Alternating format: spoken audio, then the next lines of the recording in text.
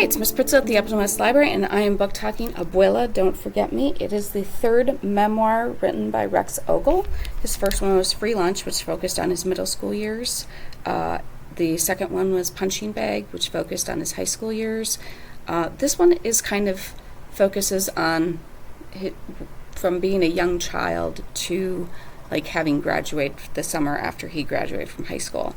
It's also to honor his grandmother, his Abuela, because it's called Abuela, Don't Forget Me, because his Abuela, now that he is an adult, is starting to lose her memory, repeat things, and is starting to sink into dementia.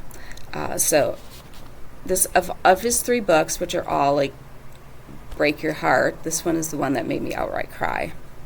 So, as I said, this focuses on the various memories he has of his grandmother despite all the chaos. So just a reminder, if you haven't listened to the other two book talks, Rex is biracial, a Latinx, and white. He has lived in poverty his entire life, pretty much. He's lived most of his life has been also been impacted by substance abuse as well as domestic violence, verbal and physical violence. So it kind of, like I said, it starts out they're living in the same town as Abuela, and so Abuela is just such an important thing in his life, and I think that foundation gave him what he needed to keep going, because after his parents divorce and his mother gets a new boyfriend, Sam, who is the one who is physically abusive to Rex as well as his mother, they start to move all over the place.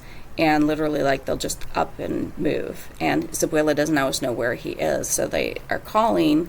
So I should say, Rex is calling Abuela Collect to say, hey, we're in Colorado or somewhere else.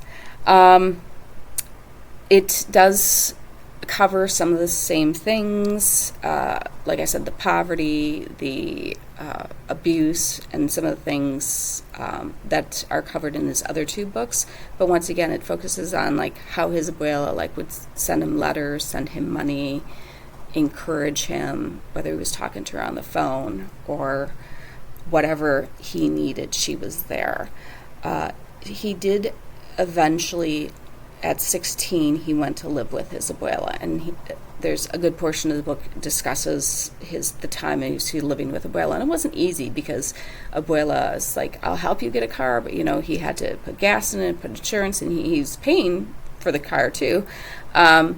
So he's going to high school, getting good grades, but he's also working, doing this. So it's like he's really crazy busy. He doesn't have a lot of time on his hands, but he's also just, for the first time, feeling kind of this freedom in life that he hasn't had for quite a long time.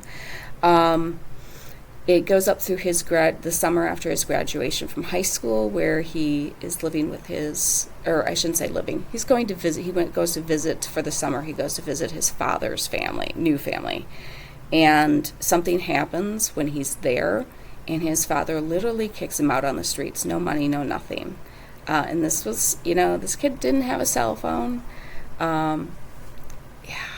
It's tough. Like I said, this one made me outright cry. Well, instead of calling Abuela Collect right away and going back to her, he decides, I'm going to go to New Orleans. I can get a job down there. It'll be an adventure. Well, he ends up living on the streets down there. And he even says in this book, he's like, at this time as an adult, he's like, I'm not ready to talk about what I did to survive down in New Orleans.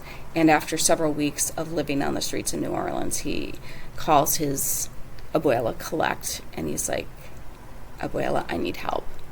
And she is just like, I'm wiring you money, you're going to get a hotel, you're going to get food, and tomorrow we're going to get you home. And that's the way his Abuela has always been. So like I said, this is an homage to his Abuela because he's a grown-up now, and he sees his grandmother, who's been so important in his life, starting to fail mentally, and she gave him unconditional love, and it's about the unconditional love he's now giving back to her.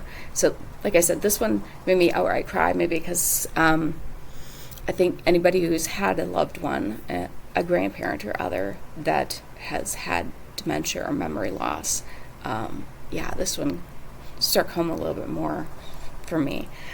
So If this is not your cup of tea or you're not ready to read something like this, I do understand that. I will help you find something else. But otherwise, like I said, I'm so grateful that I've read all the 3 memoirs he's written so far.